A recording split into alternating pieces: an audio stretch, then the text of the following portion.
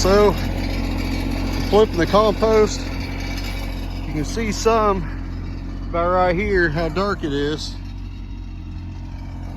There's still a lot of it ain't broke down yet, although the fibers are getting small in the leaves. So we got rotten eggs in here. There's some dead animal carcasses, furs and stuff like that, heads, rabbit heads. Got, of course, leaves. There's some grass and weeds in there. Just anything organic.